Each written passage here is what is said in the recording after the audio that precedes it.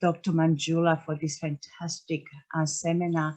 I'd just like to tell you a little bit of a history regarding why 16 Day of Activism.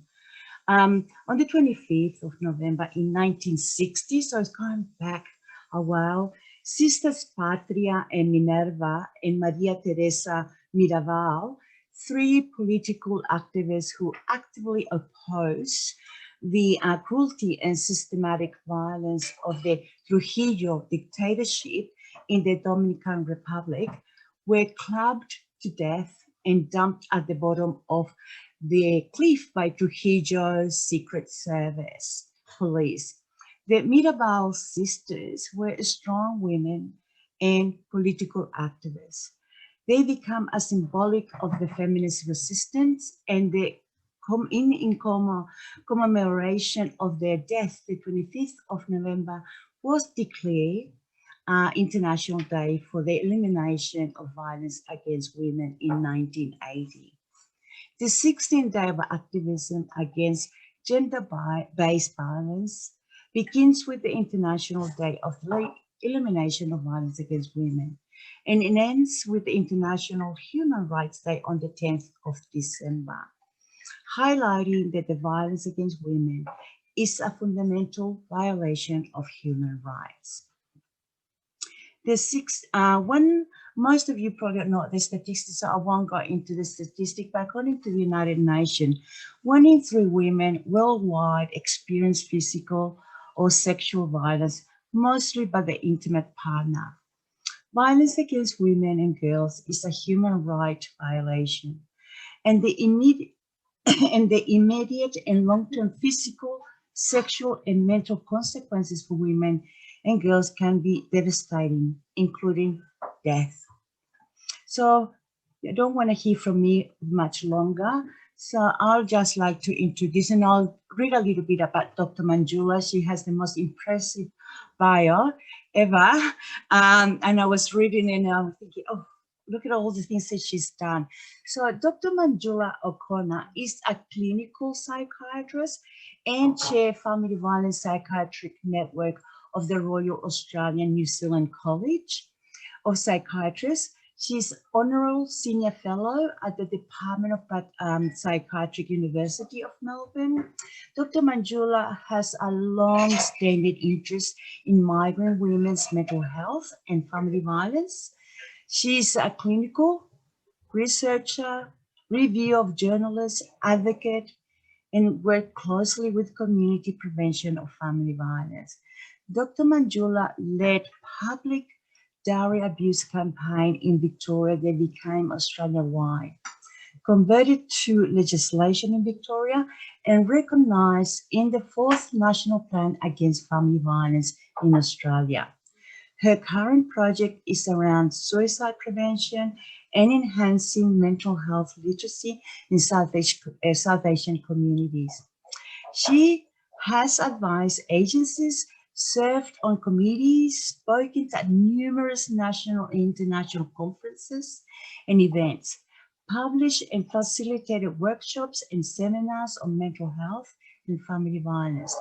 Dr. O'Connor is also a member of South Asian Community Minister Advisory Committee. Dr. Manjula received Victorian Government Multicultural Award of Excellence in Women's Health in 2012. Founded the AIS3 Task Force Against Domestic Violence in India, Ethnic Women, recognized for raising human rights for Indian women of Australia by the President of India in January 2013. The Indian Sun Person of the Year, Female, 2016, Community Health Champion, NACE, 2018, and runner-up Change Maker of the Year 2019. Dr. Manjula O'Connor work has been recognised in Victorian Parliament and Federal Australian Parliament on multiple occasions. So we have the great privilege to introduce to you Dr. Manjula O'Connor. Thank you. Thank you, Sandra. It's a real pleasure and honor to be here today.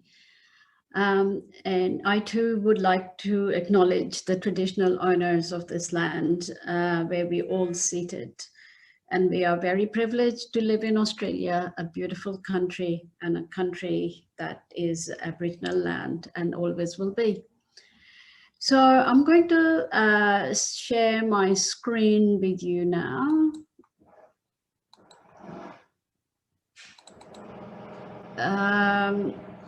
I do want to apologize for a bit of background noise going on in my house. There is an NBN person trying to put in NBN line. Is that causing a lot of noise at the background, or is that, if it is too difficult, I'll ask him to stop. It seems to be okay. I'm not sure. All right, okay. So we're going to speak about dowry crime, dowry abuse in Australia today. I was doing a webinar on our action research project, and we've been running focus groups. And one of our participants was a police educator, and she said to me that you should think about calling dowry abuse dowry crime, because that will make it possible for the police to recognize it readily. Because even though we have dowry abuse in our national, in Victorian Family Violence Act, its application is not satisfactory. A lot of the police don't even know about it. Community education is still happening slowly. And her idea was that calling it dowry crime will make it a lot more easier. So I decided I'll call this talk today Dowry Crime, and I'll be interested in hearing your feedback on it. Wow. So this is traditional wedding in India, and as I will speak to you, we are speaking about dowry abuse as it occurs in South Asian communities and not in African cultures, and which I will explain in a second. So it is another form of family and gender-based violence that is being experienced in Australia. The practice of dowry in South Asian communities refers to the exchange of substantial gifts between families during and after marriage. It's important to remember that dowry is gifts. The gifts are huge, often equal to the annual income of the giving family, but they're not necessarily a harmful practice, because think about it, when people get married in our social networks, we all give them gifts. And gifts are a part of a celebration, any celebration. So, dowry itself is not a harmful practice. So just the equivalent of that in African communities, some people call it bride price, some call it dowry, some call it lobola. That is also another form of marriage payment. It involves the payment of money, livestock, or goods to the bride's family by the groom's family. And the impact of dowry and bride price on women may be similar. It can have a similar associated violence, such as coercive control and subordination. But we need a lot more research to really understand the custom of bride price in Australia and how it differs from dowry abuse. Now, coming to crime or abuse that is actually related to dowry. As I explained before, dowry in itself is not a harmful practice. But where there is huge amounts of money involved, as in dowry, money is power, and it is open to abuse. So abusive behaviors can occur in connection to the giving of dowry. And these behaviors do not reflect any particular cultural or religious practice.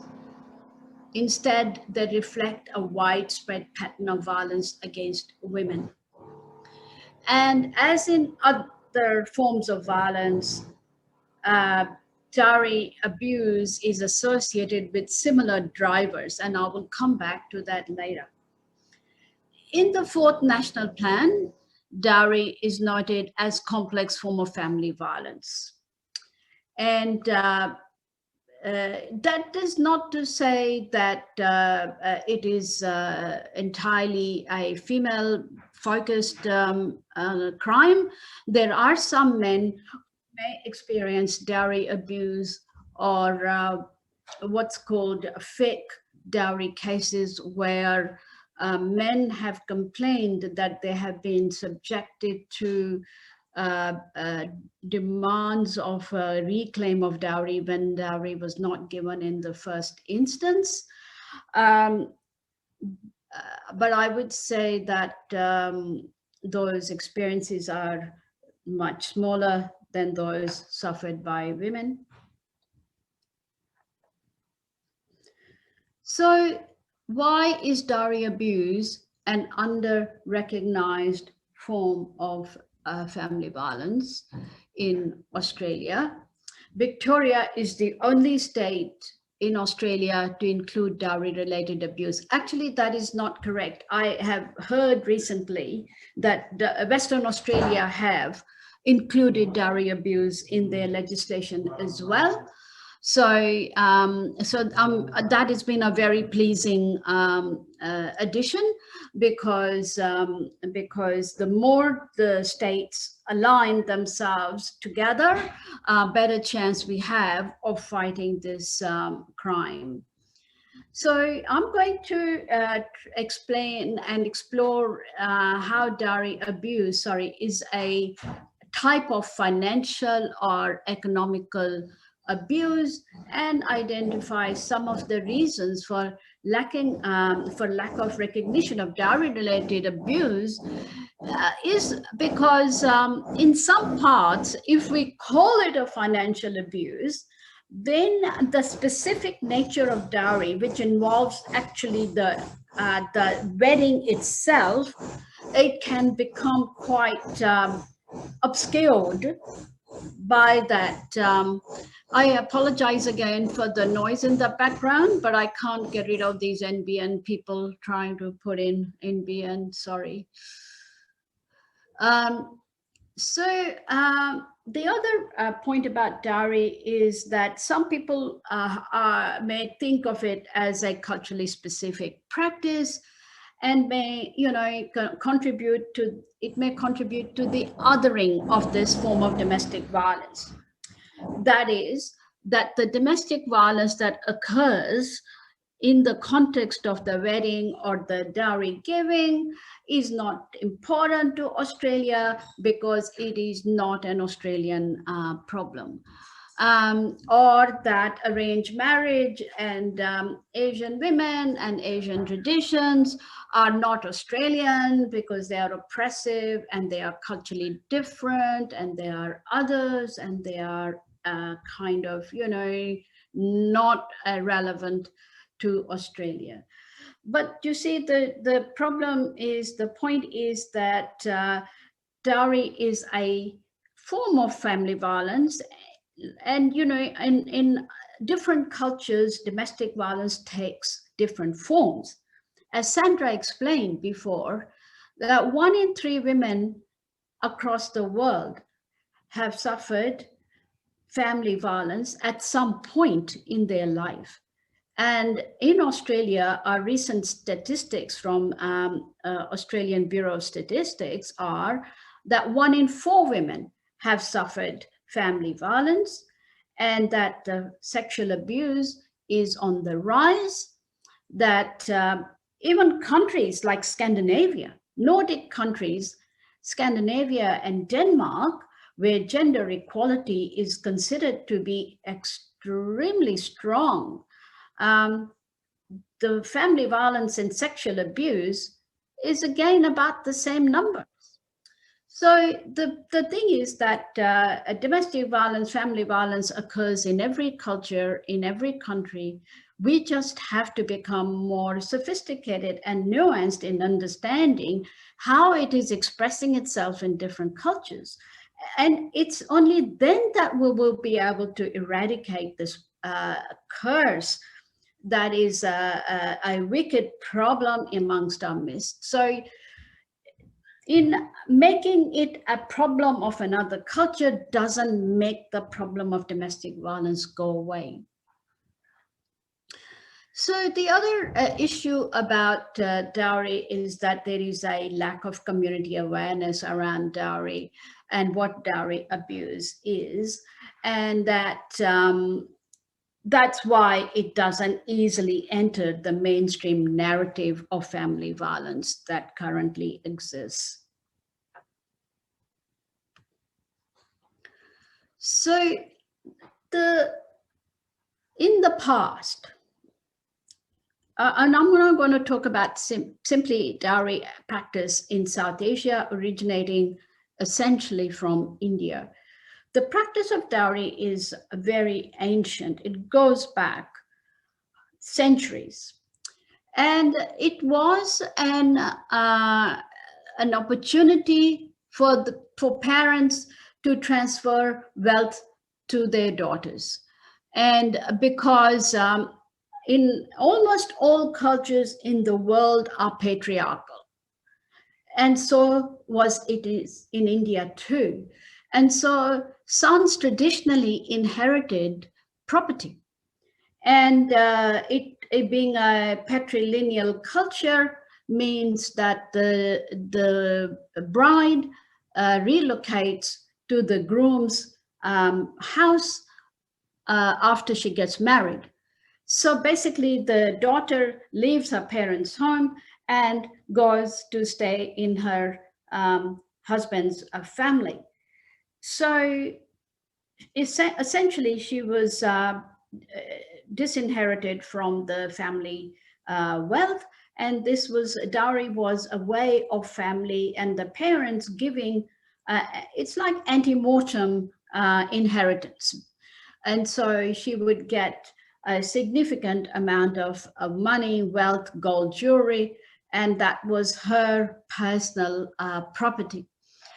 And by giving her a huge amount of wealth and gold is the way wealth is transferred in weddings, has been for centuries and even now, that this would make the bride's position stronger in her husband's family, and it would also strengthen her husband's economic position, and it would allow the woman to marry up the social ladder, which is also known as hypergamy.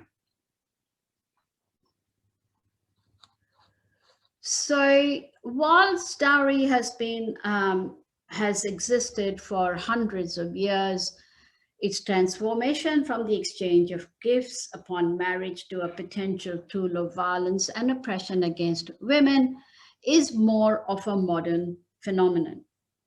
It has really risen very rapidly after 1970s. And there are many theories why this crime has risen so rapidly.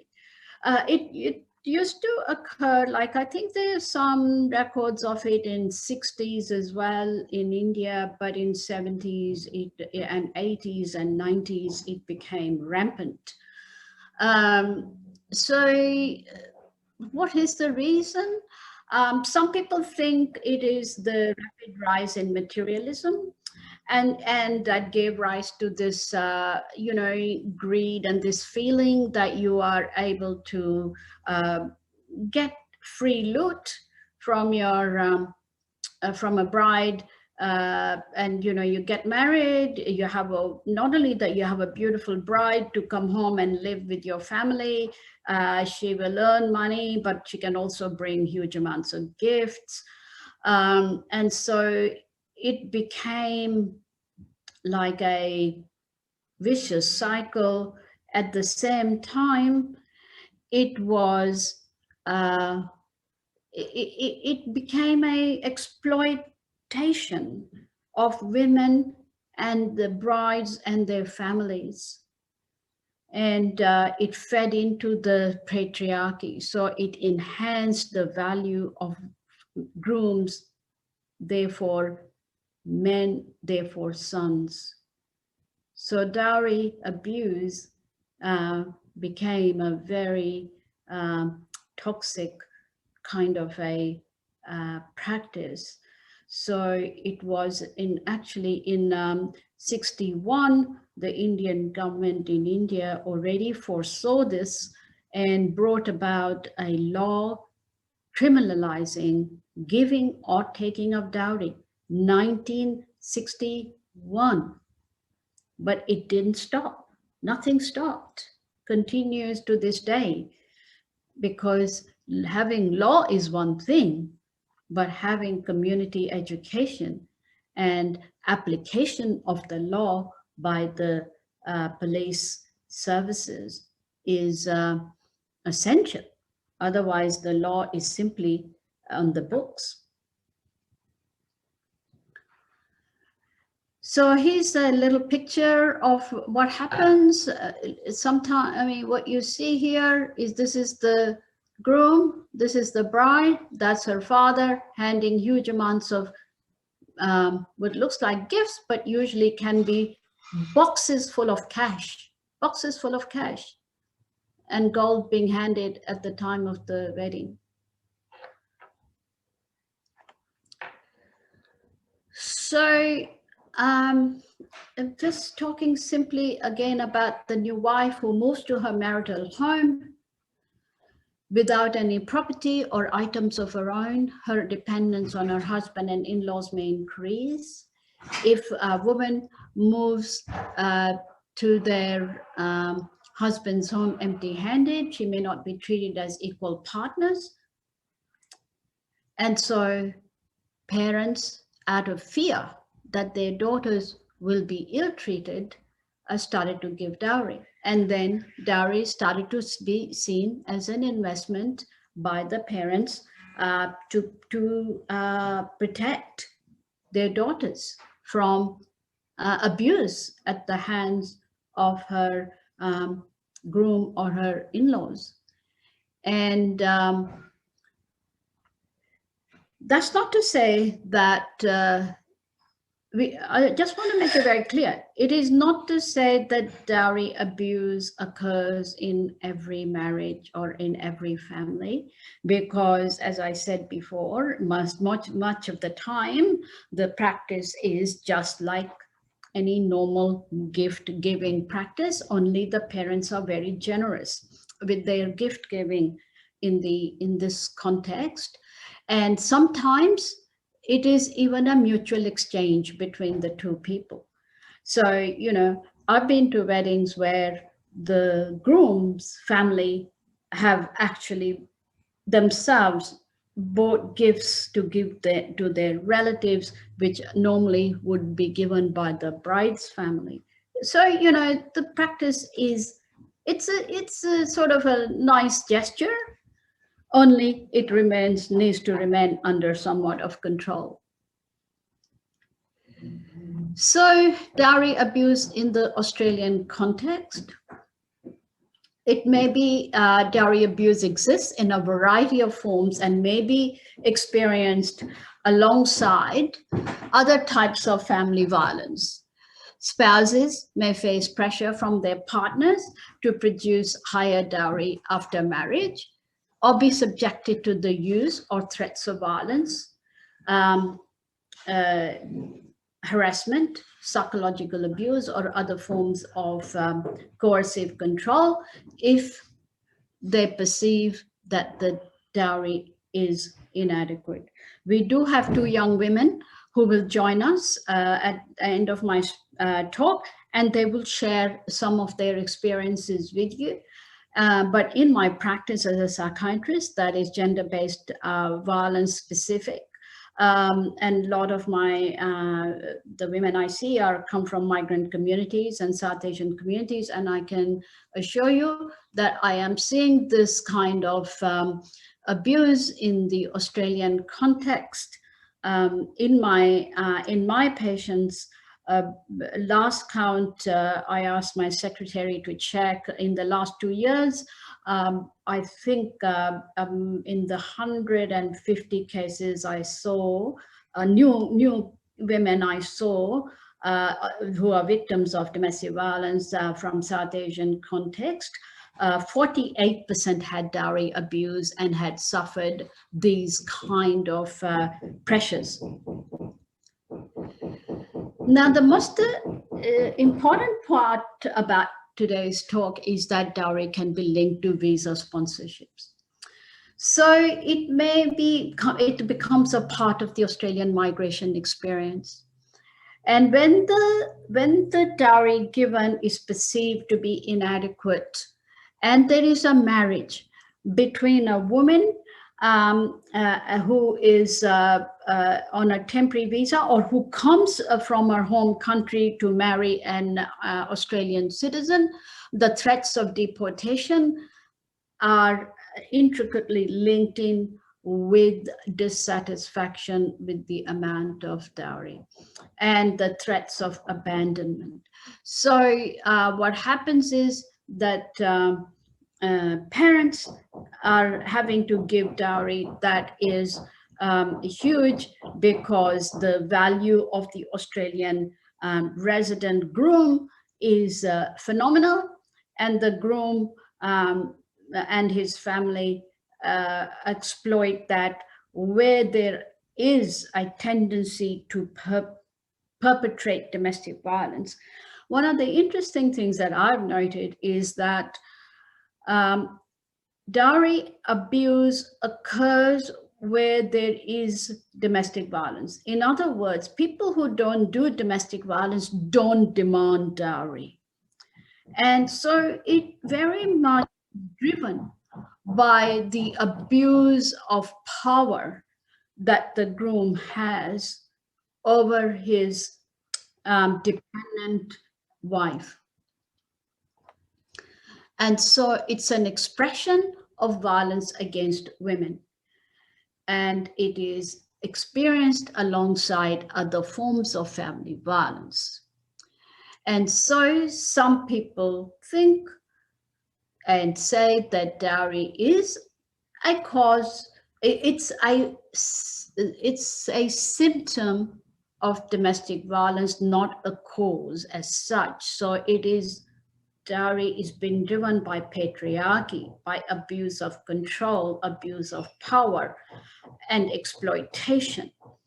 And so it is a symptom of an underlying malady, societal malady, and that there are reinforcing factors such as the migration and such as the greed, but effectively it is violence against women, and that it is not an isolated abuse. Have a look at this. I have seen pictures like this from my patients who've shown me that at their wedding, given the groom being given heaps, bundles of notes, along with huge amounts of gold to their families at the wedding. Victims of dowry abuse commonly find themselves subjected to other forms of domestic violence. They include physical assaults, emotional abuse, coercive control measures, such as being isolated, locked in the house, prevented from working, having all their money taken. And that is another interesting and associated abuse of the women whose dowry is considered inadequate, is that their income that they earn in Australia then is it's taken over, the control is taken over by their husband, and they are given a few dollars a week for personal expenses.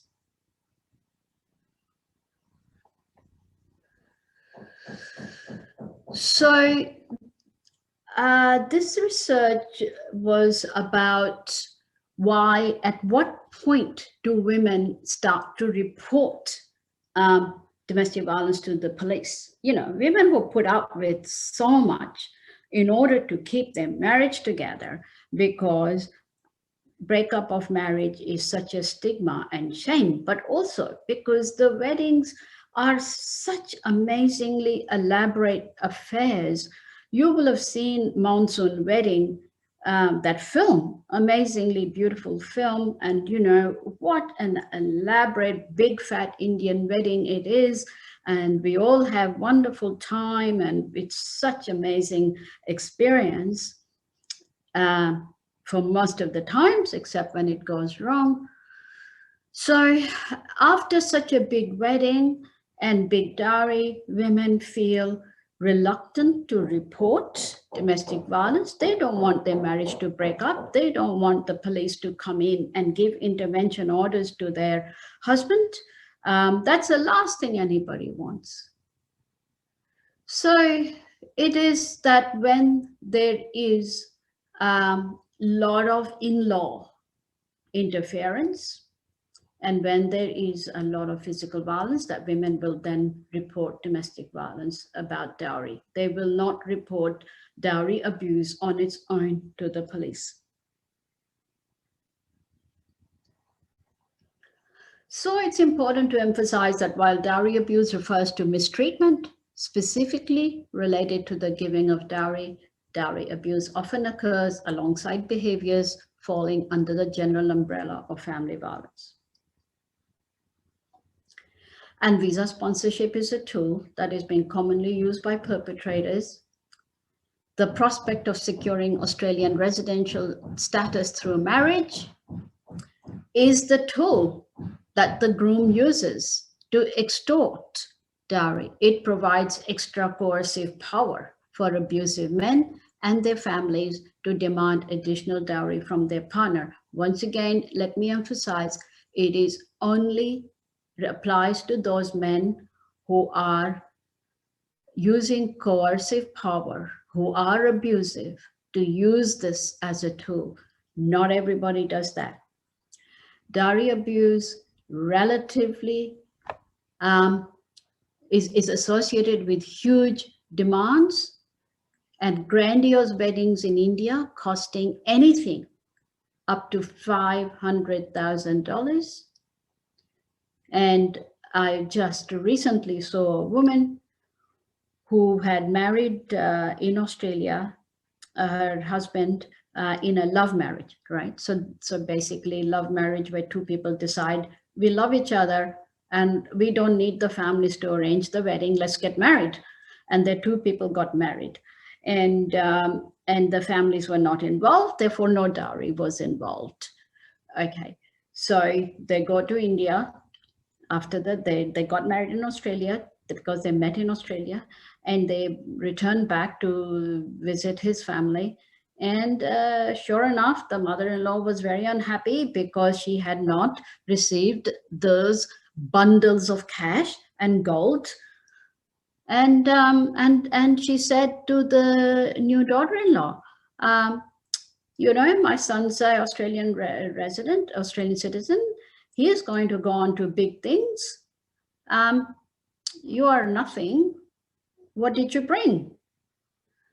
And so he, in the end, incited her son to become violent and abusive, and eventually the police were called after a huge amount of physical violence. And so he was a mother-in-law who abused her power as mother-in-law to incite her son, who out of greed, who recognized the power of Australian residency and abused it. And eventually now there's intervention order against him and the marriage is broken up. And so this was a situation which is so difficult to change just with the law, because the groom himself did not ask for dowry. It was his mother in India who indirectly created the problem. So the community education is so important. So temporary migration status acts as a tool of abuse. And this is exactly what happened in my patient's case, an uncertainty of visa status. So she was on temporary visa. And so, you know, her visa is, he withdrew his sponsorship. And so now we are preparing reports for the immigration department, because fortunately our immigration department supports victims of domestic violence, and I am pretty sure she will get her permanent residency, but her years of life have been, you know, as she would say, been wasted. I wouldn't say they were wasted, they were a learning experience, and I'm sure she's going to come out of it quite strongly. As your song said, I'm a woman.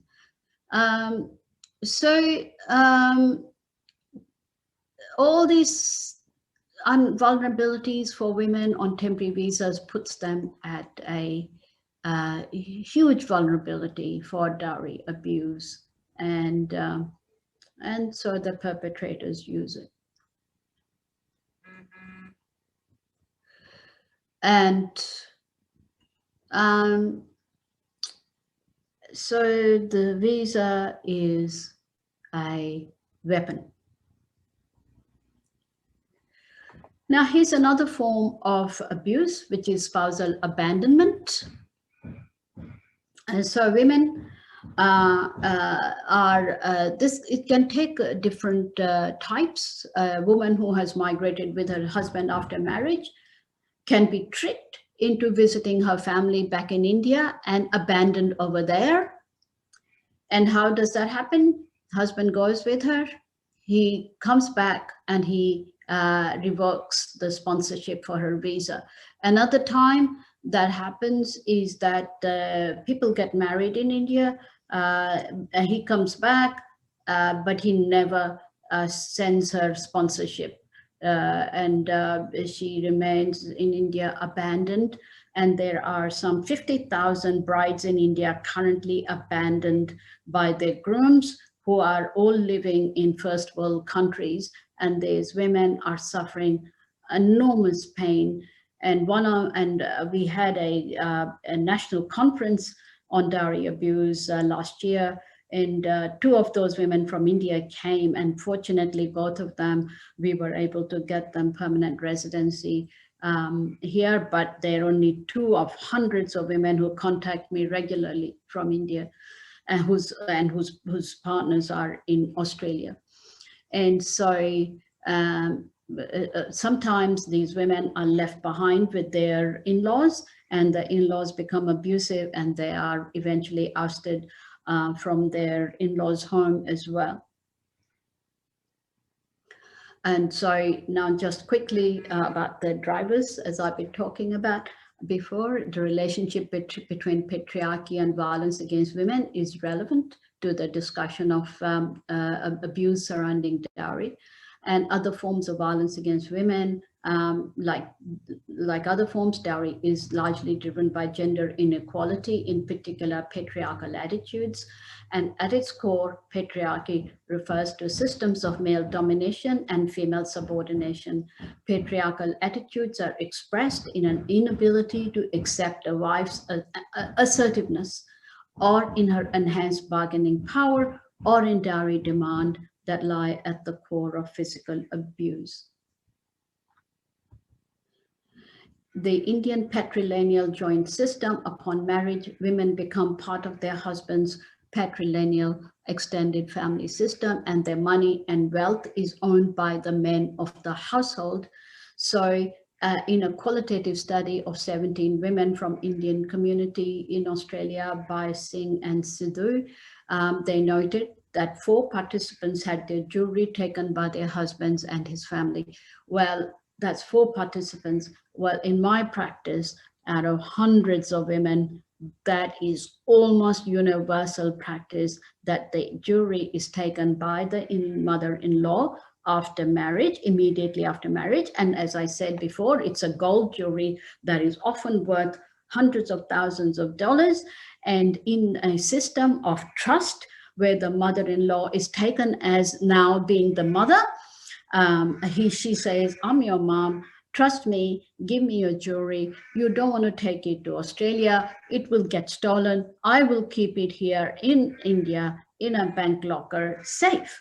And so the unsuspecting bride hands over the jewelry to the in-laws, only to find later on that if the mother-in-law was greedy and abusive, that that jewelry never comes back to her. It is the marriage breaks up and the jewelry is never ever returned, and because the initial motive always was greed and confiscation of her gold and her money. And often the groom's parents will demand car and other expensive items. Like I said before, the young woman I saw just yesterday said that her mother-in-law said, well, you know, what about a washing machine? You're using this washing machine, but you didn't bring anything in your dowry. So, you know, they kind of demand those kind of gifts. And so so one of the other things that enforces the dowry abuse is the household dynamics. Family hierarchy and the roles of mother-in-laws is very significant. And in our study that we published, actually the first one in 2014, was that participants often experience family violence from their husband and mother-in-laws, and that the extended family hierarchies play a significant role in gender oppression in extended families. And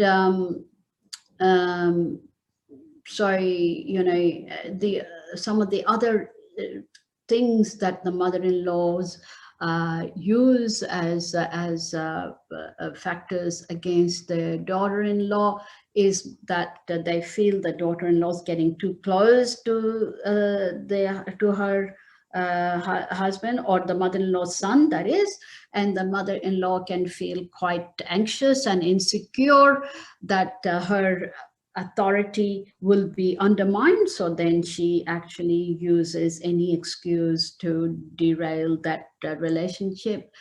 And if the daughter-in-law is not suitably obedient to her or to her son, or if the dowry she brought was inadequate.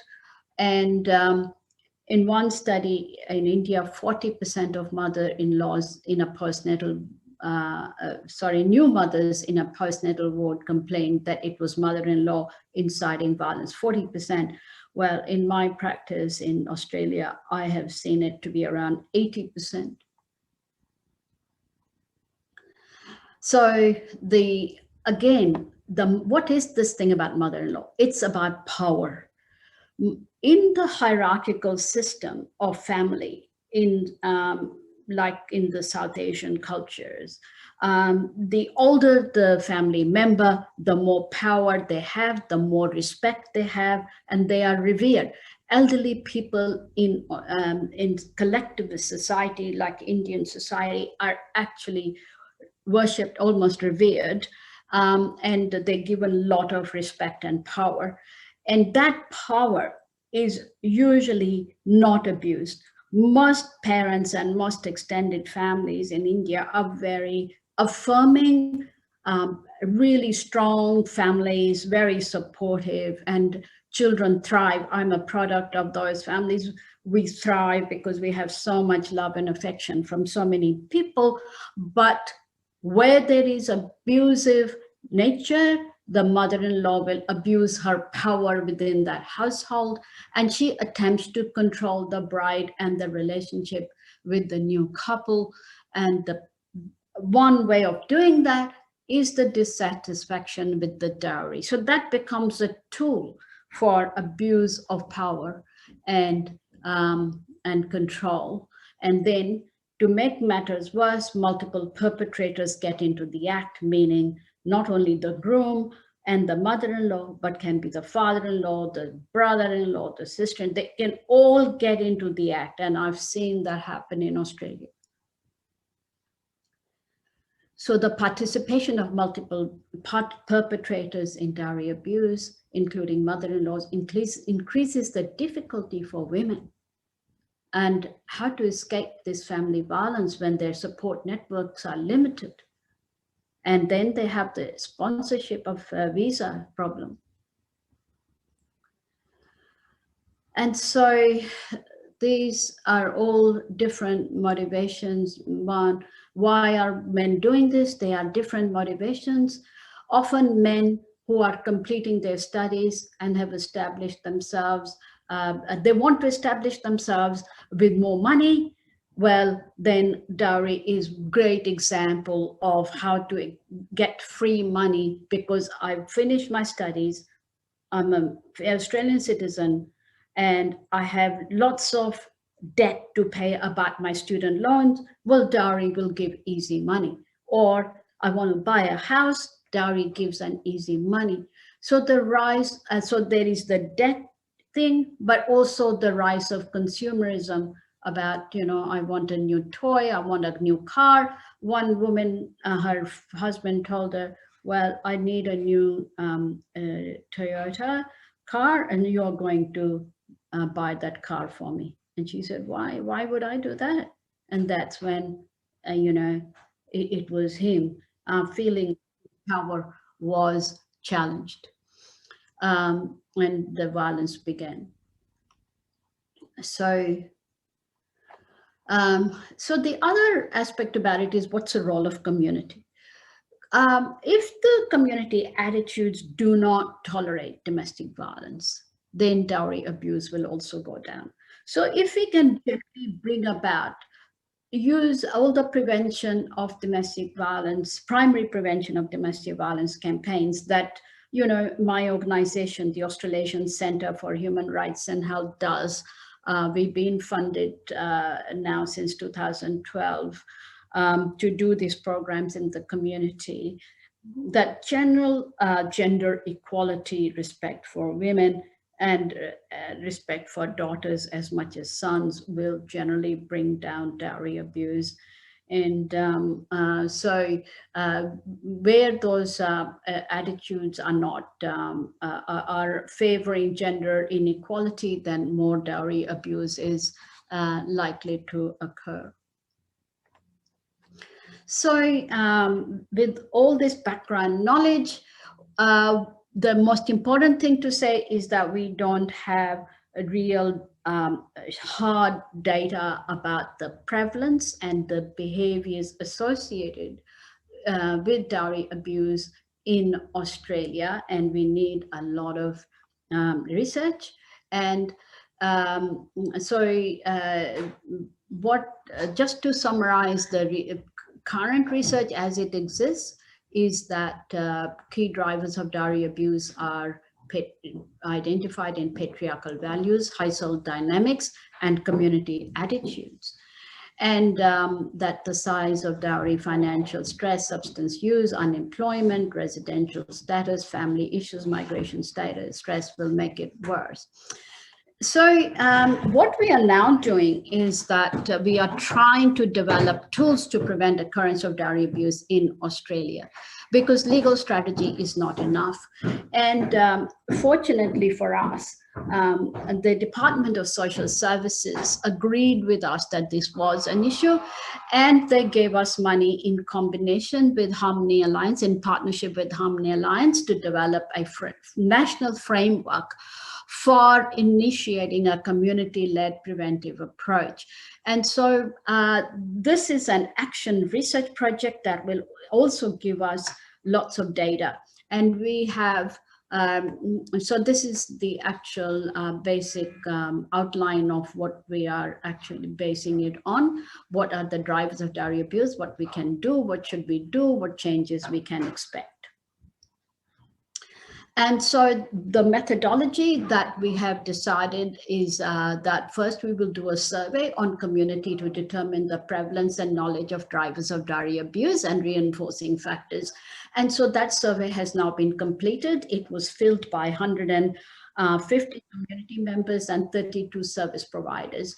And I can give you a peek view of that finding, which is that 32% of the respondents said that they had either experienced dowry abuse themselves or they knew someone who had. So these surveys were filled primarily by South Asian community members because we just wanted to focus on the community where the practice is more prevalent.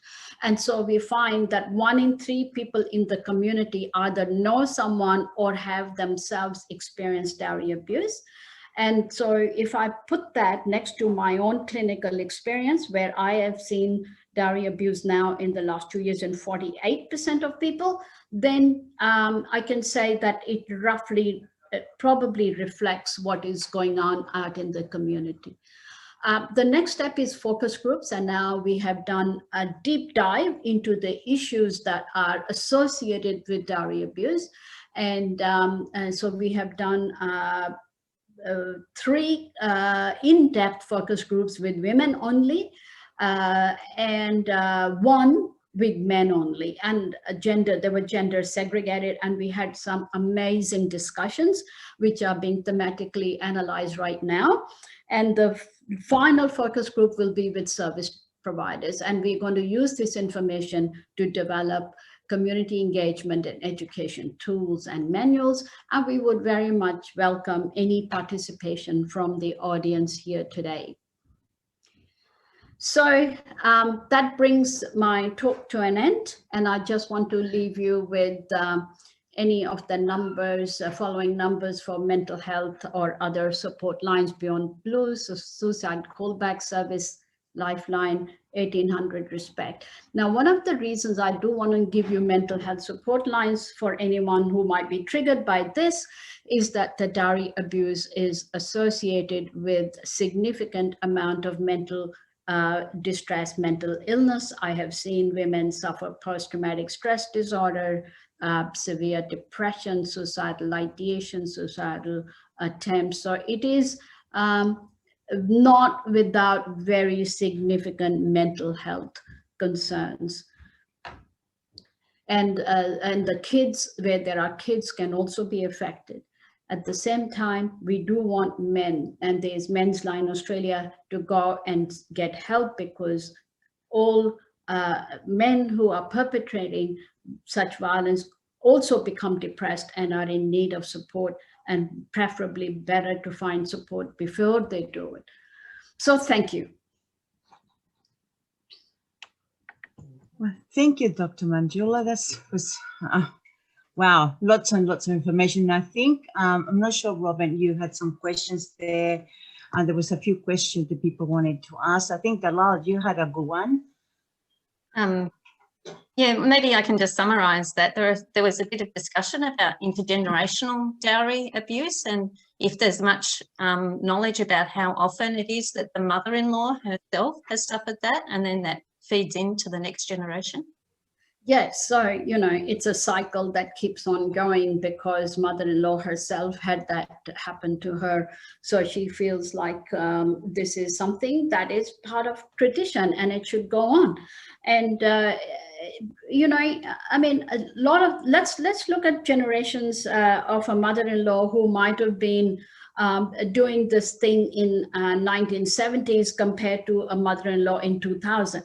The chances are that the mother-in-law in year 2000 is much more educated, right? So the level of education is very high amongst Indian females, particularly in urban areas. And so it is, you know, the more educated you are, the more you know, more likely you are to allow your daughter-in-law to have power in the house and have respect in the house.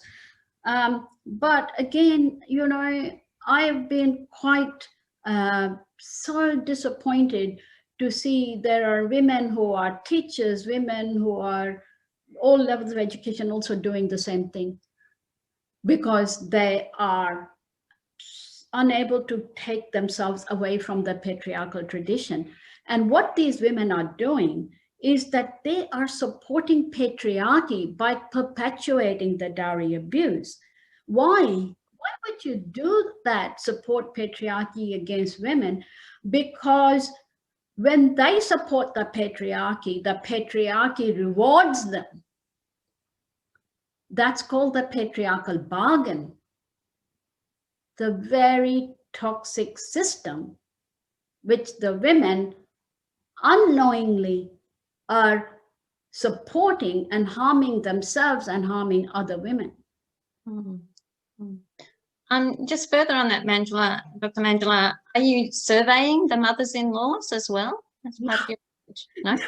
No, we didn't survey mother-in-laws specifically, but we do have, you know, anyone could take part in the survey. I can tell you my experience with mother-in-laws. I did one group, primary prevention group with elderly, with senior citizens, doing a story on dowry abuse. And the story was about how a man advertises in a matrimonial website about his exaggerated position in Australia in order to catch a good dowry back from India. The response that I got from the mother-in-laws in that group, I mean, I don't know what they were mother-in-laws, but they were senior female senior citizens, mostly women. They said to me, but how do you know he's lying? How do you know he's lying? That, you know, the woman may not have, that this ad is right and the woman is making she's telling a story to you, she's lying. So their immediate response was to defend the man. I could not break through that. Yeah.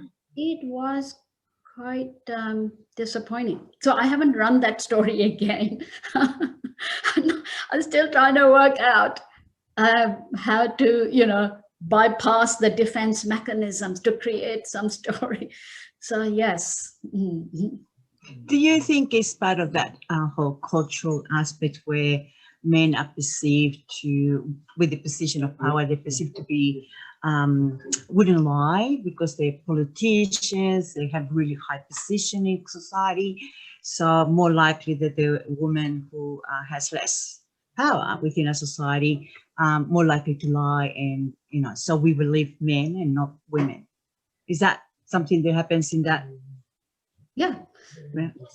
So what happens is that, you know, men in positions of power are already respected, and she comes in, she's new to the country, she's often less educated, and, you know, often because of abuse that's been going on, she is rattled, she looks disorganized, she looks like when she gives a story, it doesn't make sense because it's all over the shop.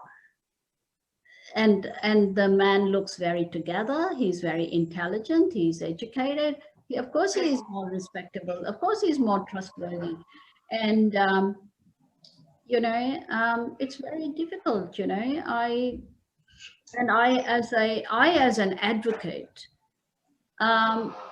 also, you know, incur the wrath of these men, you know, the powerful men.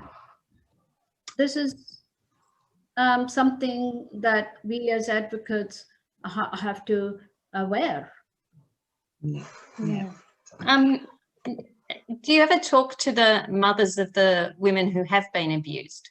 Oh, yes, constantly. So in my consulting rooms, I will see parents of the brides who come from India to support their daughters during this period.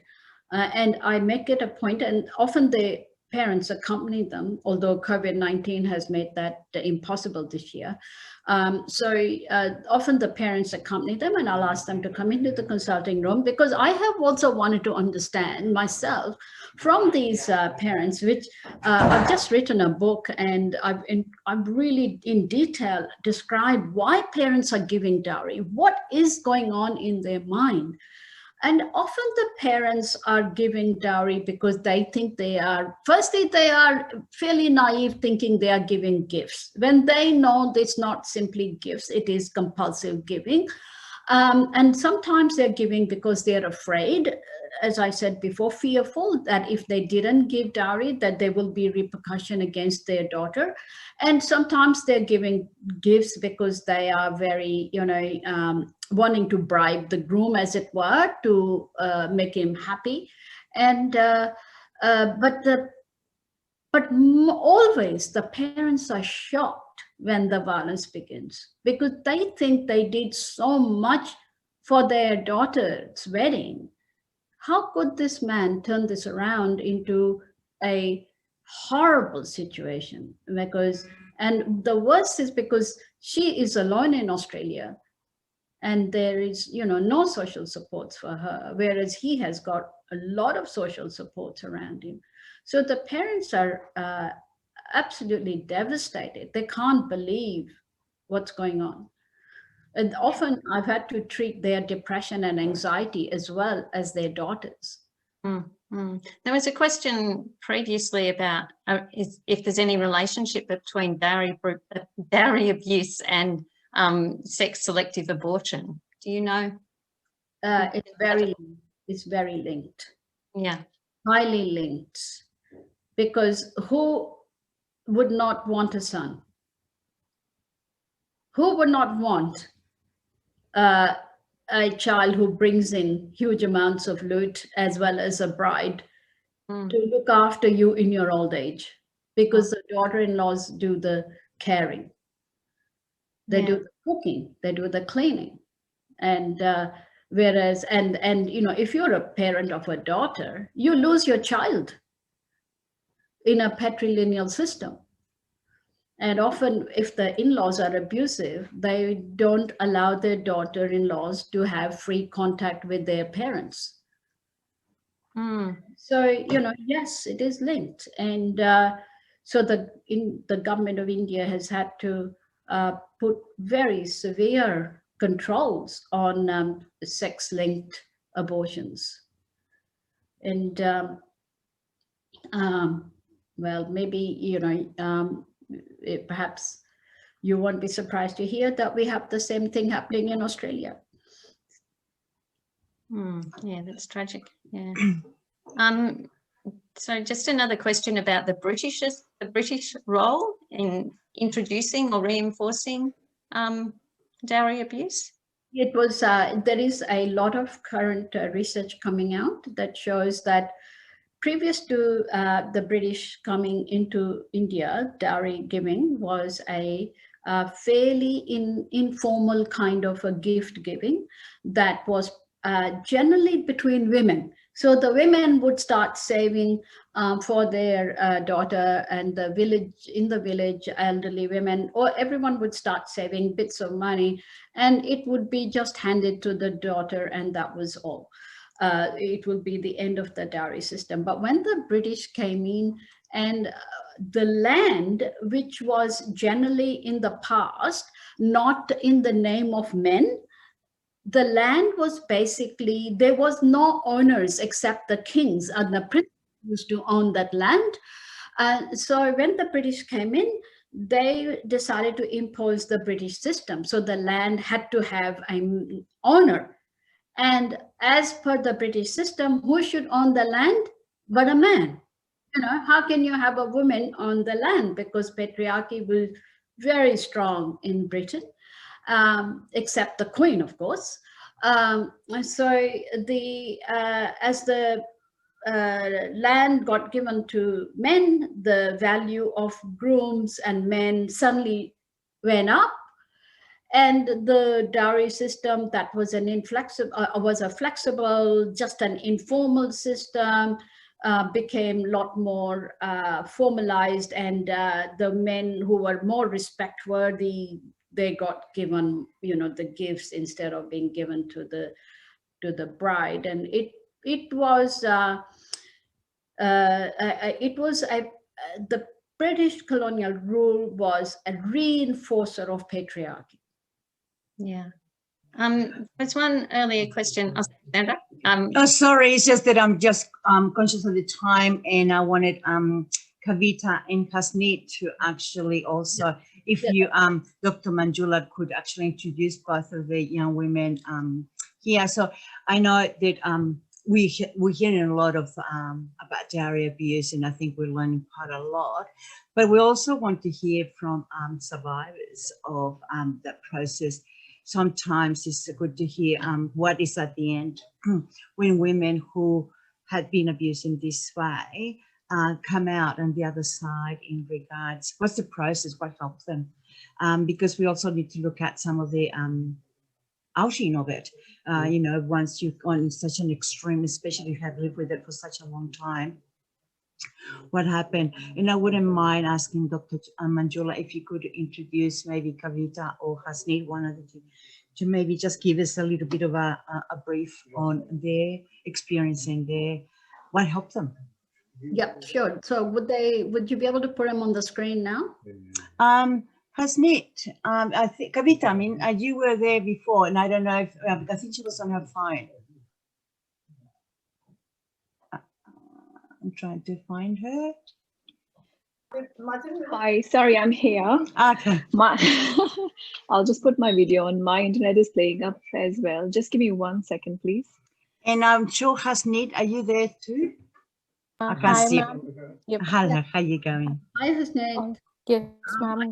I can't see you on my screen, so let me just see what's going on.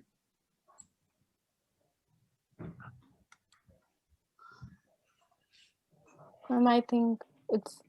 Ah, yes, I can see you now. Okay, Sorry, great. I'm just trying to pin their picture. I'll just be a second. Okay. That'll be Thanks. great. Yeah, Thanks. that's great. Is it Cav? Is that your name? Hi, it's Kavita. Okay. How's everyone? Okay, so I'm going to start with first with Hasneet. So Hasneet, I know that you came to Australia, and what is it, 3 years ago now, is it? Yes, ma'am. And you came on a partner visa, and Yes, and you were working in Delhi as an admin officer with a school for international students who are traveling abroad, right? Yeah. Yeah. Okay. So you came to Australia, and then and you had a big fat Indian wedding. True. Yeah. And so you came to Australia, and at what stage did the problems begin? I came to Australia after my marriage 1 year. So problems started in India itself, because when it was turned to apply the visa for the Australia, then they started saying that, you know, it's so costly to apply visa, spouse visa. It will be costing us so much. Directly and indirectly, my mother-in-law was always on me, saying that you should tell your father to pay some amount. And then there was a time when my father-in-law directly said to my father that my son is really working hard there, and it's really difficult for him to apply visa directly because we have spent a lot of money on the wedding. So if you can give some money to us in India, he can apply the visa over there. So we had no choice, and my father ended up paying visa fee in India, and then they applied visa here. And just hold on. So before that, your parents had already given him quite a lot of gifts, right? Yes, ma'am. It was a wedding. The whole expense of the wedding was on us. And then we gifted them so many gold jewelry. And India, as you know, it is a custom to give so many clothes together. So everything was an expensive affair. And I think it was approximately $80,000. on overall spending, that what they made, and then visa fees separately. And when I came to the Australia, then also we had to buy them furniture and fridge, whatever they demanded, we had to do that thing. So that was given in India to the mother-in-law. The gold was given No, in not India. the The furniture. fridge and furniture was given in Australia. Oh, okay. All right. Yeah. So your dad sent money here to buy No, food. my dad came to Australia Mhm. because there was a day when we had a lot of fight in the house, and it was afternoon, and he said just leave the house right now. And I really had no clue. After a lot of fight, and he took my phone at that point of time, he said you're not allowed to take your phone, because I know you will go out and call your father back home India. So I really didn't had anything in mind. I was not able to think anything. I just left the house, and I sat on a Vauxhall metro station for at least 2.5 hours. After that, I asked someone for the help, and I called my father. Then my father had no. Then my father came to Australia because he was already having the Australia visa because of the problems he applied. And then when he was in Australia, my mother-in-law said, you haven't given us anything. If you can buy something to Hasni, then my father thought if I will buy them the products, then maybe they will get happy and they will adjust with us need, and no domestic violence will happen further. Right. So he was afraid that something will go wrong. That's why he gave all that. So in the end, okay, there was a lot of abuse and violence, and you had to call the police, right? Yes, And ma'am. and so the police came, and there was intervention order given, and so you are now living alone. And what's it been like then after the marriage breakup and after you leaving? uh, Ma'am, being an Indian girl, I really had a lot of hopes from my marriage. And as you know, in our society, it's marriage. One marriage is done, divorce is a very big thing, and it's a shame for parents. Till now, it's been more than 1.5 years. I'm separated from my husband now. But my parents haven't told anything to anyone back home India because they feel ashamed. They say we can't tell our relatives that you're separated. They have, even my parents have this thing now in mind. That's the win-win point for them, that I'm not in India, not shaming them. They want me to stay in Australia, do whatever I can do in Australia, don't come back home. And that's what our Indian society is now. My father is very supportive, but still somehow he says that I've paid a lot of money to your in-laws, which I'm not getting anything in return. So he gives me that hope. Yes, he's always there with me, but eventually I understand this thing, that he has lost his resources.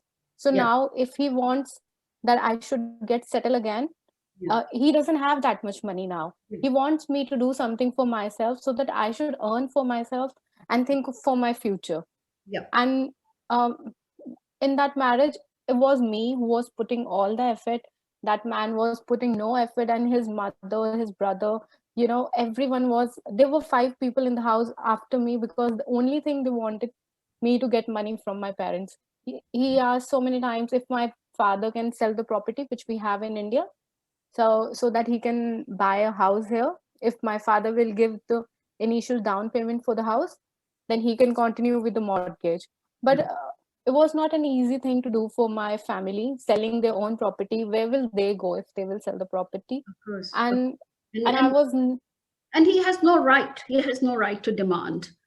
yeah, but in Indian society, to if they want their daughter to adjust, they do anything they can do in their possibilities. Yeah, And so the thing is that so I see question from Dalal that how is the law banning dowry practice in India being applied? And so now your parents, firstly, they don't want to admit that the marriage is broken up because there is a societal shame. Have they applied for dowry reclaim? honestly, I did that from here Right. through online. But when it came, then in India there is a process that I have to go to India to file the complaint. So Right. when I will go India and file the complaint, Yes. then everybody in India will get to know that we have made a complaint, and there will be police coming to our house, inquiring everything. Yes. So my father is like, what is happen has happened. I am not going to continue any complaint. If you want to pursue with your complaint, come and stay anywhere in India and do your things by your own. I can't help you in this. Right. And whereas now he's like that, even I've lost money, I've lost every resources. I'm not concerned about the resources now. I am concerned that I don't want to get into that hassle of laws and everything. Whereas India laws are different, and it takes more than 6 years to fight a case. And then this is the biggest problem for the migrants. Whenever I complain to the Indian police, they say we can't do anything because your husband is in Australia, his mother and parents are in Australia, you are in Australia. Even if I go and start staying in India, they won't be doing anything because they can't contact my husband. And So there is no trinity between the government. There should be a trinity between the government, Australia and India, so that they can approach the candidates through the embassy or consulate, something like that. So that's the easy way for the boys. yeah, That's why they get this marriage done, because they are safe. All yeah, jewelry is with his mother. And and they're so safe. He knows that now he has applied for the divorce, he will get one party divorce. In India, it's not easy to get divorce until unless girl is saying yes. So system is really different. And yeah. being a migrant, we face really problem because we had that mindset of India, and we all of a sudden came to Australia. And in Australia, I think there is no expensive marriages like in India we do have. Yep. So yeah, so you would suggest that there should be some a kind of an inter country, some kind of treaty or understanding about how to support the victims of dowry abuse and to reclaim the dowry amounts that were given in India to be recognized in Australia.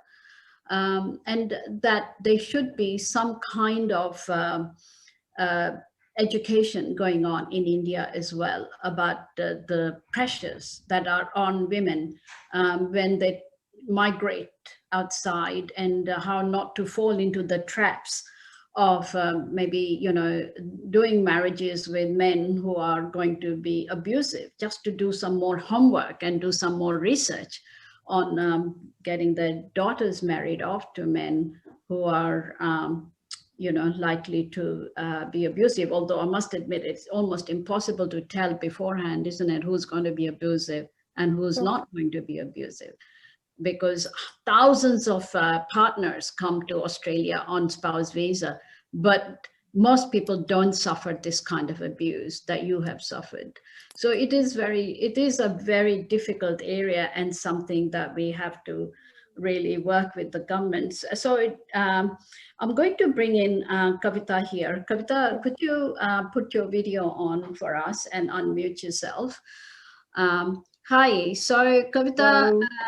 a similar thing happened with you, right? So you were an Yeah, international student here, and yeah.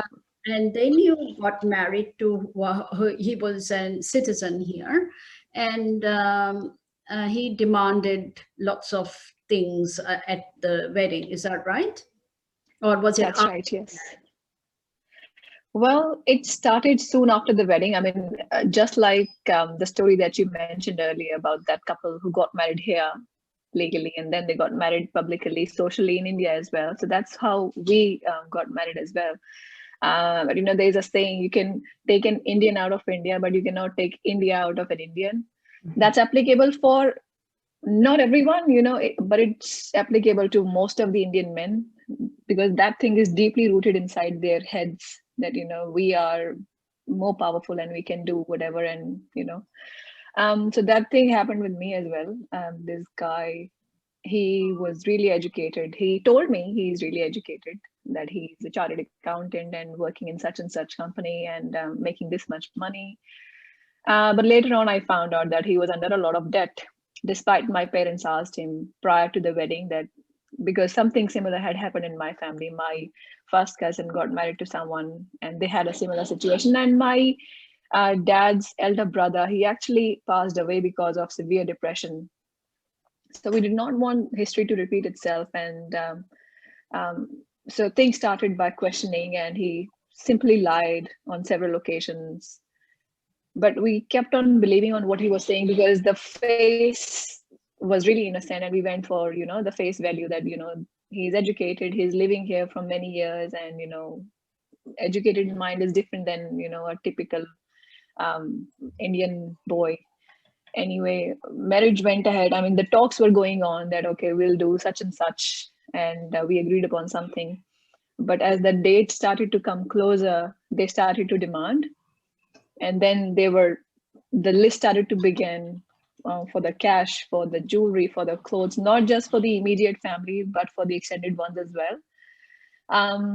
So there's been a lot of, I wouldn't say it's abuse. I would totally agree with Dr. Manjula that it's not abuse, it's definitely a crime. But just because it's, it's not considered as a crime here in Australia, nothing was done here apart from giving me an IVO.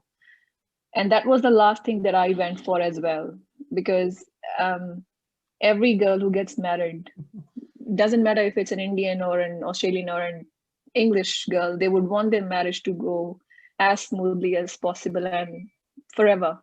And that's how I wanted my marriage to be, to get married, have my family, have a home.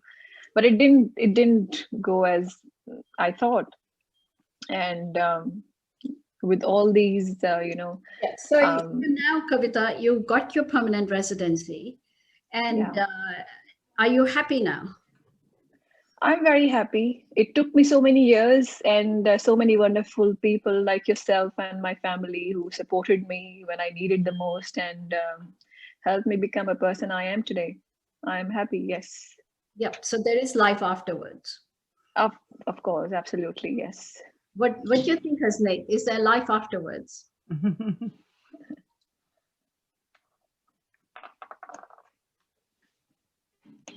Unmute.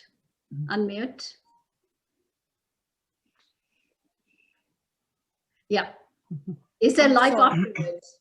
Ma'am, I really can't see anything right now because, I have just been to that stage and my divorce is still not final and investigation is still on through the police. But yes, I agree with the Kavita that nothing happened. He did so much bad to me. The only thing we got in return is the IVO. There is no punishment to him, and the crime over here is taken very differently. And when we talk about the permanent residency, I've heard from a lot of people that you're very lucky you've got that, but that was never my aim. My aim was to have a successful marriage. I came here after marriage, so I don't agree this thing, the permanent residency give you the happiness. Yes, I'm secure in my life, but I was looking something different from the life. What do you, can I just ask both of you, from a service perspective,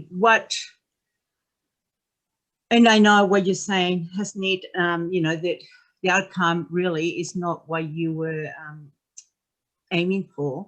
From a perspective, what has assisted you and supported you through this process? How difficult it is, but what can services do to make it better, to listen, to hear your stories? I mean, mainstream services might not have the same knowledge as some of other services. What can they do as an organization to assist women who are in this sort of position in dowry abuse? Is there anything?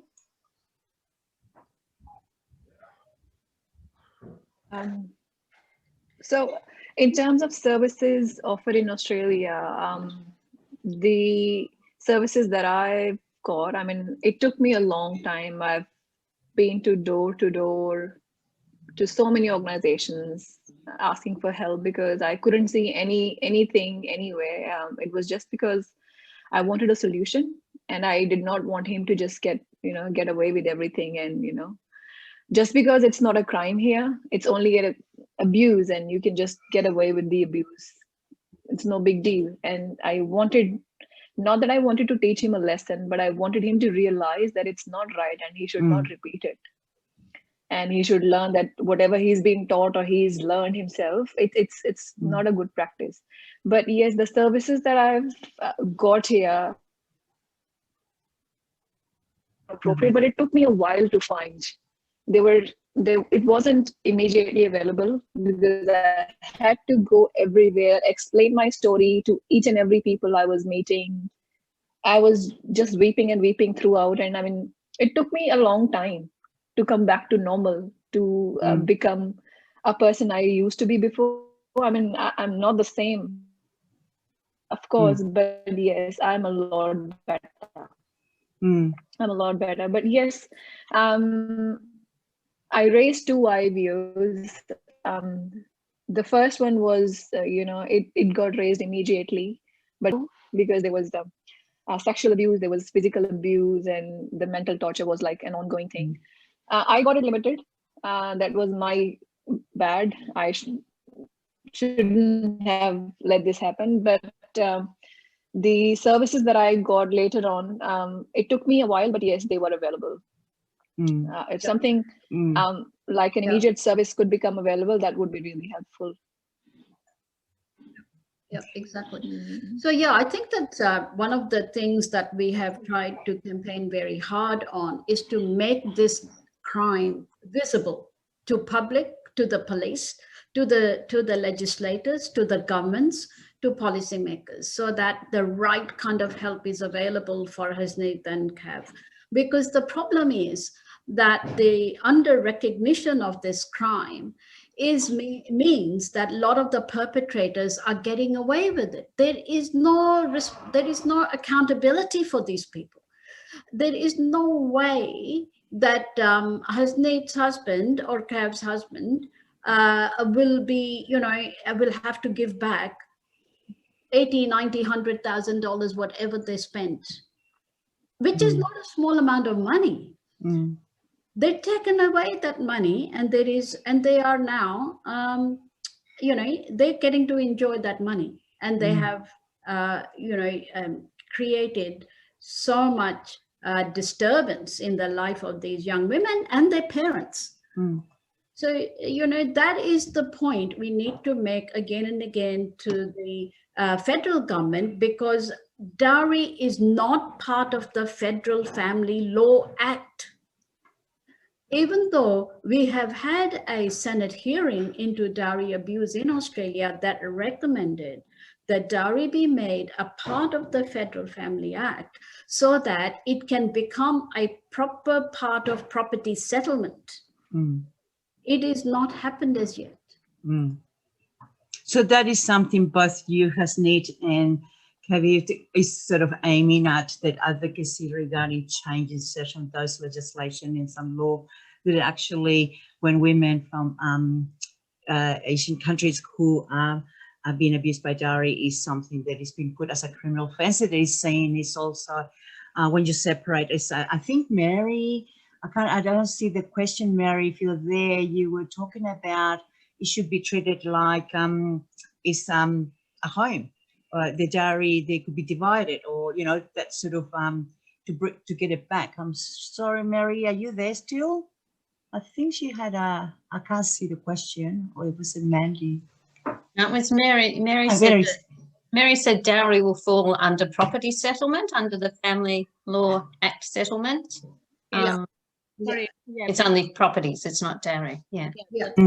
It could come under property settlement in the current law, but if we have that word dowry abuse, it will make it clear to everyone that the dowry is slightly different to ordinary property settlement, and that they were the gifts that were meant for the bride, not for the groom, and they should be fully returned back to the bride, and then on top of that there should be the property settlement.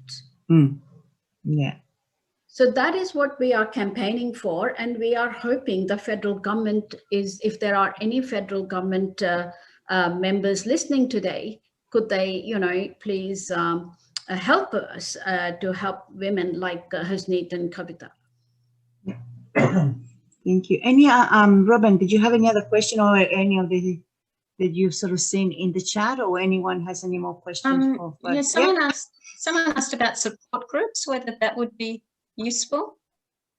Sorry, what was that? Would support groups be useful, or do they exist already? Yeah, so I think that one of the things that the women find most useful is when I can connect them with someone else who has had the similar situation. And that a lot of the women don't attend groups often because they are so busy with lawyers, courts, with services, getting their life in order, that to come and attend a group at the time when I say come is often not convenient. It is much easier if I can connect them with the person with a similar just one other person in a similar situation can make a difference between feeling alienated, isolated, to feeling included and connected. And that's what I try and do. And it really does help a lot of the people. But I have thought a lot about starting it, but I do find that it is much more difficult for women. Maybe an online group, now that we've been using Zoom a lot, that has opened up that possibility in our minds, and that may well be possible. And we could start an online group. And just Manjula, if you've got any specific advice for family violence workers who hear about dowry abuse or it's disclosed to them. So the biggest problem that I see is the lack of recognition of what dowry abuse is, and to start with, if you do see a family violence victim and they are from, especially from the South Asian or African context, just inquire about them about what has happened after their marriage, in terms of, was there financial abuse, was there money taken, were there demands for money, often I find that when I go into details of that, women become aware for the first time, the victims themselves become aware for the first time that they are a victim of dowry abuse. They had not even recognized, because it is such a culturally embedded practice that it is a blind spot for us. It is unconscious.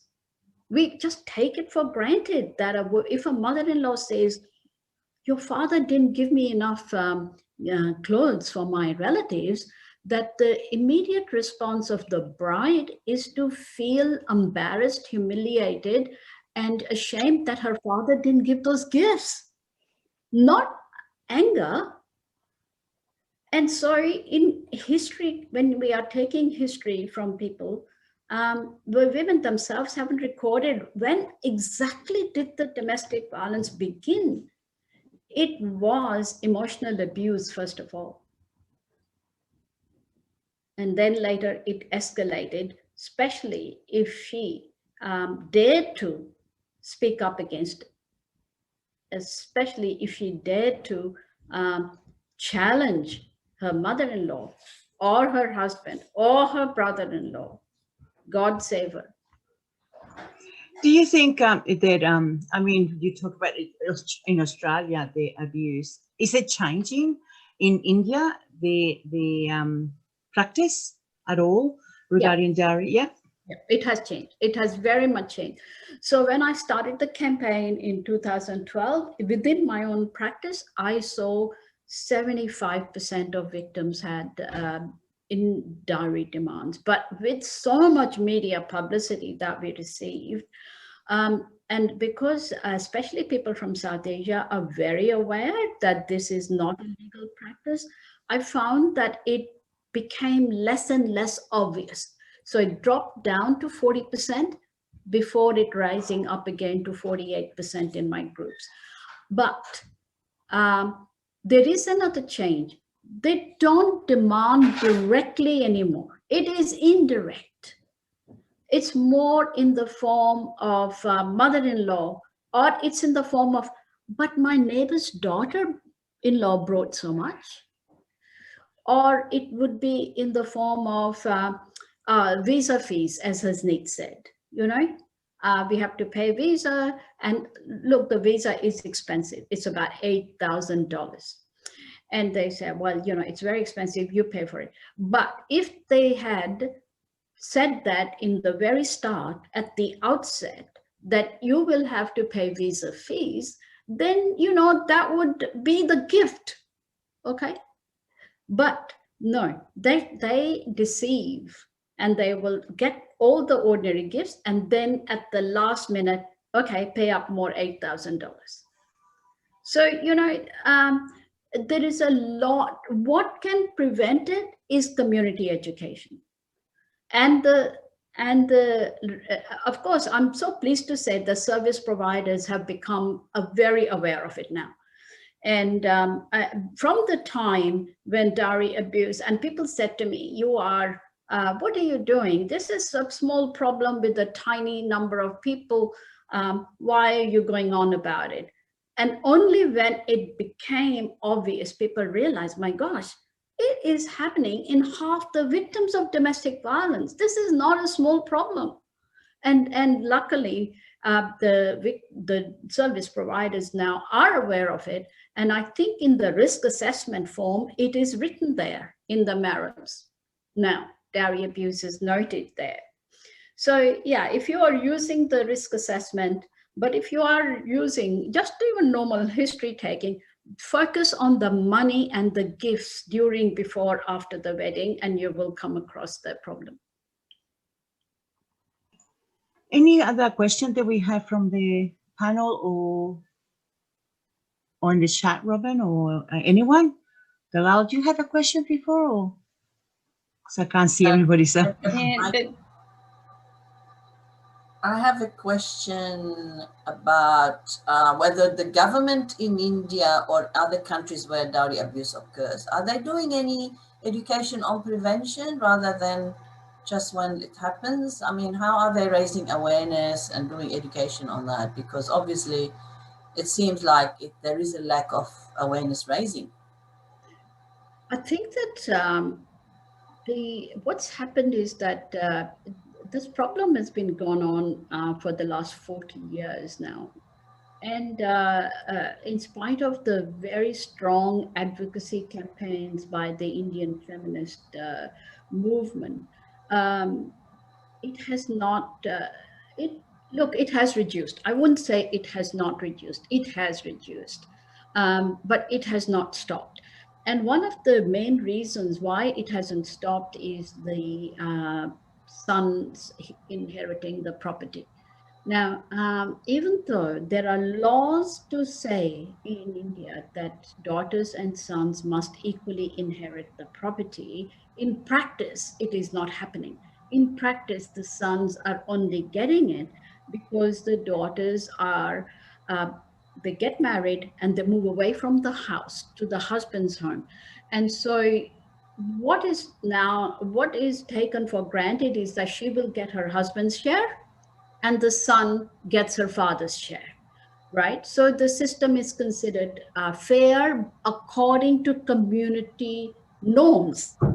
But in practice, where there is domestic violence, then she is missing out on both ends. But what happens at the time of the wedding, the daughters know, the daughters demand dowry. Because why? Because they know that they won't get their share of father's inheritance. So they might as well get a car, jewelry, cash now, because they won't get it later on. And so it's become a difficult thing to disentangle in terms of the way the whole system, patrilineal system works. And so according to my way of thinking, we are in Australia in a much stronger position to start making a change, and that may have some impact back on India. So, so fortunately, the government here has given us this funding to do the program. And I'm hoping that with Wellsprings' help, when we create that program with the manuals, that we would like to, you know, share that with everyone, with the service providers, with the community organizations, to see how to create that education program, because it will have been driven from a huge amount of community consultations. That's fantastic. That's absolutely fantastic. Someone in the chat before, when you were doing your presentation, was asking about the opportunity to have your presentation. Is that something that you would share, or some of it? I can't remember who was asking for it, but someone was saying, are you going to be able to share? Because it was very informative. Thank you. So you're recording this session? Yes, we are. So they be able to have your session recorded? Yeah. Is that, I can't remember who was the person who was asking. It was Sangrit. Oh, Sangrit. So you can actually see it, and you'll have that information while, you know, you watch it again. We will, I believe, Holly, we're putting this particular on our Facebook page. Is that correct? This session? Oh, I'm not sure if Holly's, oh, Dalal, do you know? Yeah, we will publish it somewhere. Yeah. Either on our YouTube or on Facebook. Yeah. Yep. So it's going to be on YouTube too, and Facebook. So just make sure that you become friends of Wellspring, and you'll receive that information. Is there anything else that we need to cover? I wanted to say that for both presenters, for the three presenters, but I think Avita and Hasneet, you're amazing, and thank you coming in to share your story. I think you are both great. I had time to meet with Hasneet one-on-one last week, I think it was, or the week before.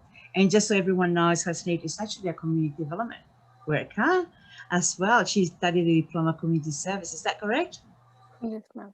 Yeah, so she's interested in working in this sector, and women like yourself actually are really important that are working in this field and this sector to assist other women in to sort of hear the stories, and you'll have first-hand understanding. I'm not sure if Dr. Manjula or Kevin, you would have any ideas. How can we, as a community, raise this awareness? I mean, I think the START has been doing this particular seminar, and to see the people that came in and having this being informed. But how else could we, as in Australia, can we assist and raise awareness to government? Yeah. I think that, Ma'am, I have something to yes. say in this. Yeah, Sorry. thanks, Hasneet. Go for it. I think it's not easy, I understand, but I think whosoever girl who's coming on a spousal visa, when she arrives Australia, after down the line 3 months, 4 months, I think government should have some session like this, which is mandatory for her to attend. If she will attend that session, I think somewhere down the line, the professor over there or the person, social worker who's there, will be able to, find out that she is in some trouble. Because I believe the girls, those who are coming, because in my experience now, I have seen 80% of the girls, those who are on spousal visa, are facing some problem, either financially, either domestic violence, either they are stressed that you have to work, in the office, you have to work at the home, no support from the husband, and then so many other things, financially, sexually abused. So I think when there will be a session, that will really encourage her, and that will make her understand that there is some support. Because when I was in my relationship, I was not at all aware that there is a lot of supports available. And my brother, we were staying in a joint family, he used to say, even if you will go somewhere and complain against us, we are 5 people in the house, we'll complain against you and they will arrest you. And I was so scared of this thing that, police will arrest me and they will deport me. So they made me so much confused that I was not at all able to take stand for myself.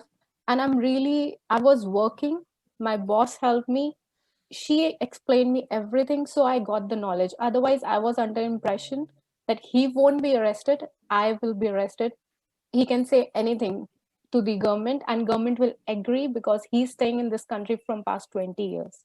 Yeah. So, Can I add something as well, please? Yeah, Sorry. Yeah, go for it, please. I agree to what Hasneet has country and the laws would be much appreciated. But at the same time, people like myself, I did not come on a spousal visa. I came as a student. But things happened only after I got married, because he stopped me from going for further studies, and I was deprived of so many things, my further education and all my money. I just spent it on the wedding just because they wanted a lavish wedding. Anyway, so the information session, I think something should be done in a way where we could get some information directly from the immigration office. I'm not saying it's an easy job, because there are so many people coming into this country from different parts of the world. I don't know how it's possible, but yes, something which could provide information to specific community groups, because this is very, very common, especially with South Asian communities. So something that could provide information, maybe in a email or some sort of letter or anything that could provide information that if such and such happens, you don't have to feel you're alone. We are there to support you. Something that could support women like ourselves, because at the back of our heads, we don't know what exactly is happening. Like Dr. Manjula mentioned, that people, they don't realize that they are the victims of domestic violence. They are the victims of dowry. I was one of them. I did not know, even though I have studied community welfare myself, I was working in the area, but I could not help myself because I was not in that state of mind. So having some information in the beginning could actually prepare you from falling into that trap and getting it dragged for years. Yeah, if I can say something. So that's incredibly strong idea. And we have advocating and are advocating. And if there is anybody here who can help us to advocate to the federal government and to the Home Affairs, that we have a program that Australian Centre for Human Rights and Health have devised and has been funded, but to make it a program for every migrant coming into the country to understand the laws around gender relations, to understand how domestic violence is perceived in Australia and how the situation of bringing up girls in Australia is different to that of the boys, to actually be given to every migrant as part of their visa condition within 6 to 12 months of their arrival in the country. And the program is called Mutual Relational Respect. It's a very positively worded interactive workshop. And within that, we can also create the dowry information. And so that is what we are advocating to the government. If there is anybody who can help us, please join in with us, and we will try and make it as universal as possible for all Australian migrants. That's number one. Number two, we have also strongly advocated to the Department of Social Services that they give a pamphlet on dowry abuse in Australia to every single person getting visa from South Asia. Actually, a paper pamphlet, not a link. Nobody looks at the links about domestic violence when they are getting married. They are in a la-la land, they are in the land of, we are going to be happy ever after. And when we know that at least 30% will not be so, they will be, there are two things. And the third thing, I just read somewhere in the chat that from your organization that have a pamphlet on dowry would be good. So I take that on as an action for our organization. Hasneet and Kavita, if you want to make sure that you also join in with dowry at our organization, and we will create a pamphlet for dowry abuse for next year. This I take it on as a project. It's a great idea to make sure that we are able to provide that for every organization that can be given to service providers. Thank you. Actually, all the ideas is fantastic, and I think Hasneet and both Kavad, I agree. I think we need to provide that information really early in someone's life. I know that there's a lot of community groups. Sometimes survivors victims, survivors, they are not linking into the community groups because they feel the shame. They feel like they can't talk about it anywhere with their own community because they might not understand. So it'd be difficult. So yeah, probably having from getting a visa, that even when they're providing the visa for spouse or international students, to get a lot of information about the laws, the legalities, and what do you need to assist you through when you come to Australia. I think it's really important. I think that's one of the messages that I've been hearing for a long time from communities, not just in this issue, but in a lot of issues, that they don't know the laws, they don't know what needs to happen. So yeah, thank you so much. I am West 12 o'clock and we're going over time. Thank you, everyone. Thank you for the speakers. Thank you, Hasta, you're brave, both of you. And Dr. Manjula, obviously always so interested to hear you. I could hear you forever. I'd like to thank everyone that came in today. And please remind you that please do our survey. It's really important that you give us some feedback so we can actually provide more of this and raise awareness and advocate. If you've got any questions that you wanted answered and we didn't answer, maybe if you can email me and then we'll sort of put them across to someone else to sort of respond. I want to sort of leave you with what some of you might have not seen.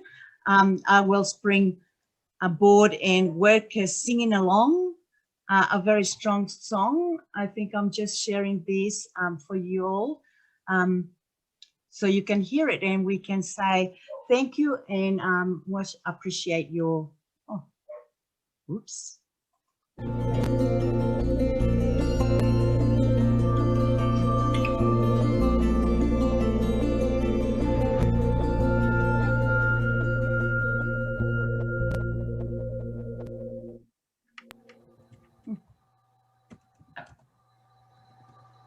I am woman, hear me roar, in numbers too big to ignore, and I know too much to go back and pretend, 'cause I've heard it all before, and I've been down there on the floor. No one's ever gonna keep me down again. Oh yes, I'm wise, but it's wisdom born of pain. Yes, I've paid the price, but look how much I gain. If I have to, I can do anything. I am strong, I am Just a minute. invincible, I am woman. You can bend but never break me, 'cause it only serves to make me more determined to achieve my final goal. And I come back even stronger, not a novice any longer, 'cause you've deepened the conviction in my soul. Oh yes, I'm wise, but it's wisdom born of pain. Yes, I've paid the price, but look how much I gain. If I have to, I can do anything. I am strong, I am invincible, I am woman. I am woman, watch me grow.